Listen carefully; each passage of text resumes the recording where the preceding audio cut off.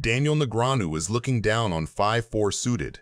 Pre-flopman. This is a classic clash between perceived strength and disguised equity. Johanna 3-bets big with ace-queen, exactly the kind of hand that wants to isolate the opener and play a bloated pot from position.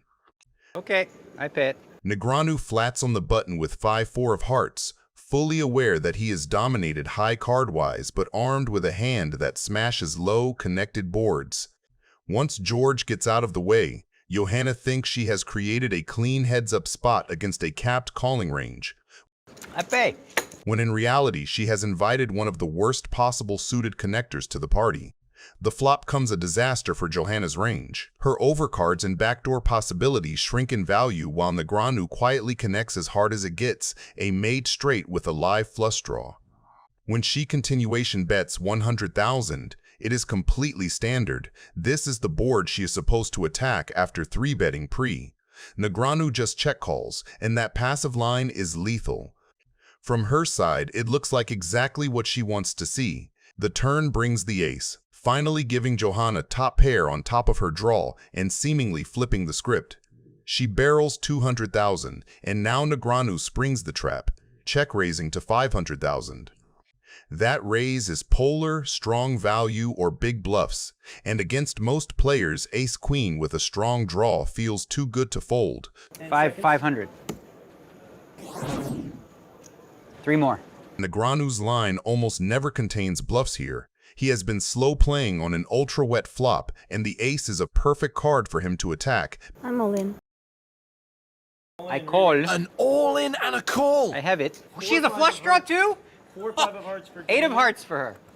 Sick hand, huh? That doesn't help her. That was very unlucky. Wow, what a hand. Yeah. Tony G is looking down on ace-jack offsuit. Pre-flop. This is one of those spots where the seeds of disaster get planted before anyone sees a board. Tony G opens the pot with ace-jack offsuit, exactly the kind of hand he is happy to lean on the table with. He is there to apply pressure, not to wait around for premiums.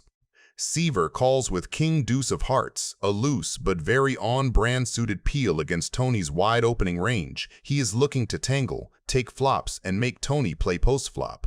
With these two, too easy. This is still completely standard deep stack poker, but you can already feel the hand turning into a little ego test between two players who love putting each other in tough spots. The texture instantly turns the hand into a clash of extremes. Tony has the nut flush draw with ace-jack, plus a gut shot to the 10-2 overcards to Seiver's weaker 1-pair holdings. Seiver, meanwhile, has quietly flopped top and bottom 2-pair on a monotone board with no club in his hand. It is a dream and a nightmare at the same time, massively ahead of all the bear club draws and random kings, but stone dead if anyone already has a made flush. I'm all in. Scott's all in. Tony calls. Run it once again, or? Yeah. Okay. He has 2 pair. He has the straight. The straight for sure. Tony, you have a straight. No. You have a straight. This is, again, a too many outs syndrome. I wish he just had ace-jack no club, but then I'd be in trouble. Ace-jack with a club, though? Too many outs. Dude, it's unbelievable. Jack on the turn. Okay, now it could be an Outs. ace, jack, 10. Like I said, this is way too many outs syndrome. Way too many outs. The river. A brick. Unreal. Well done. You never win any hands. No. Crazy. That's it. Sorry, Tony. Tony G is looking down on pocket sixes. Liberal rules for straddling. What are the rules? Any position, any amount you like. Whatever you want, you can just put 10,000. People have, 100,000 I've seen. Wow. Straddle? All the time. $100,000 $100,000 straddle. All the time. If the It'd be guy, kind of hard to fold if you like, bought in really? for 150. Pre-flop, this is classic. Everybody's got a story set up in a 3-bet pot. Negreanu opens light from early position with 7-5 offsuit, doing what he does best, putting chips in and trusting his post-flop edge. Corkins wakes up with ace-king and makes it 10K, completely standard. He is isolating the opener, expecting to play a big pot heads up with the range and skill advantage. Then Tony G in the blinds looks down at pocket sixes and just flats, which is already interesting. Sixes hate getting 4-bet and blown off their equity, but they love seeing three-way flops with deep stacks. When Negreanu completes, you end up with a bloated 3-bet pot where Corkins has the range advantage. Join the party. It's just 2 chips. Tony has the sneaky set potential, and Negreanu is along for the ride with a hand that will usually have to give up. The flop comes about as good as it gets for Tony. Corkins smashes the board in the obvious way with top pair, top kicker, but Tony absolutely buries it underneath with bottom set. Negreanu's 7-5 connects only with the 6, giving him some weak backdoor dreams, but he is already in trouble if money goes in. Put a little pressure on. Maximum pot. At least you're not in. That means I got a chance or a fold. It's when they move straight in and you it. Hoyt is in a wicked spot. Right, I'm drawing live no matter what. Believe me, whatever you do, I'm alive in this hand. It's not like I'm putting my money in cold dead, you know? What would you do in this situation? You have Tony G blabbering in your face while you have top pair. Let me know in the comments. You call 10,000 cold, huh?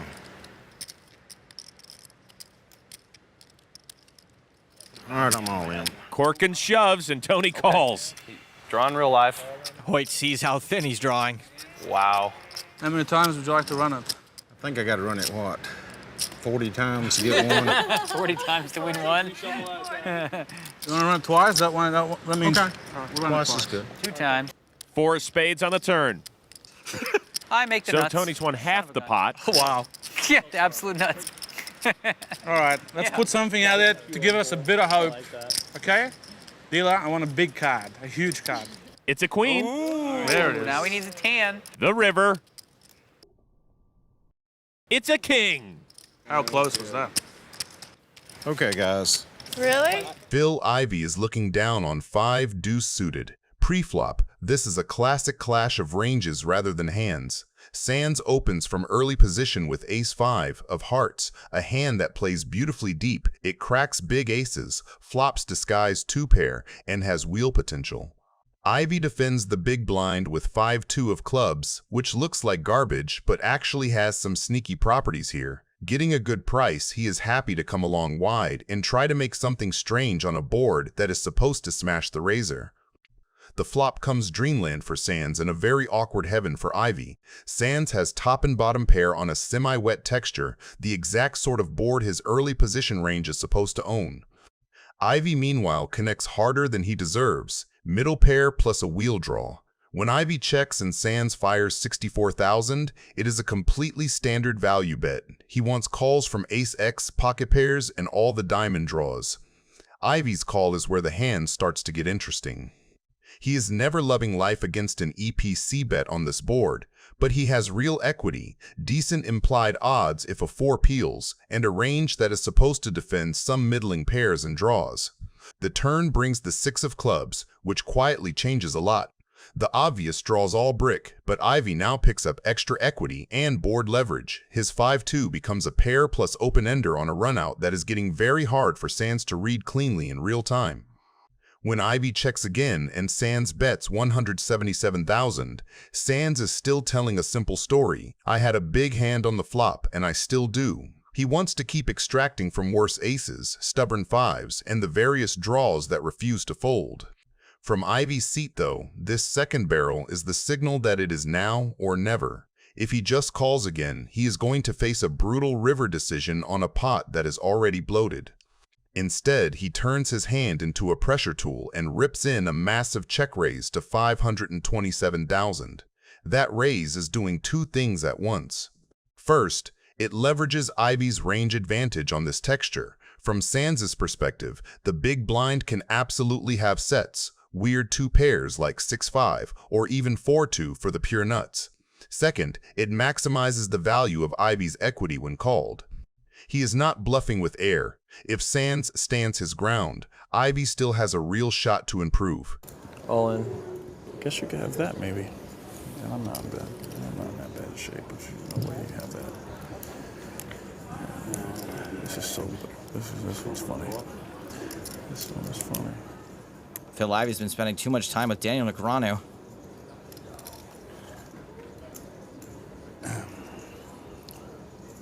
Okay. All right, okay, I'll call. Ivey's gonna go for it. Gulp. Fives and deuces no good. He needs a club or a 4 on the river. So stupid I am. Now he's been spending too much time with Yoda.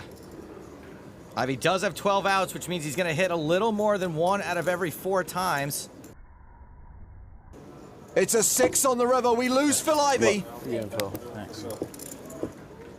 This time the Doc does take out the Ivy. He's just won the biggest pot of the tournament so far. He now has over... Daniel Negreanu is holding ace-10 suited. Pre-flop is all ego and leverage. Tony G opens small Houston flats, and Negreanu snaps on the squeeze to 7K. Well, if at first you don't succeed, you make it 7,000.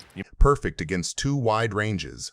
Tony G knows Houston's call is weak money and fires back to 24K with pocket 8s, classic isolation, and dare 4-bet. Negreanu takes the button, keeps Tony's bluffs in, and controls the pot. That flat says, I'll outplay you post-flop. Keep the range wide.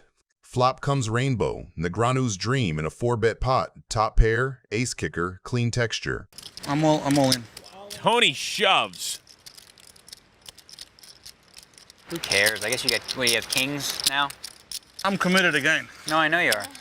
Okay, you can show me one if you want. Even if you gave me $1 million, I wouldn't show you. $1 million? Oh boy, Tony G. I guess I should, you're a nice guy. You do good things with your money, right? I do. You do? All right, I'll give you some more, I guess. All right. Daniel calls. You have kings or something? No, one time. No. Jack of clubs on the turn. Oh my God, did that make him more outs? Yeah. I just realized, oh God. I was like, oh, Jack, that's a good card. The river. The king of hearts. It's a scary one.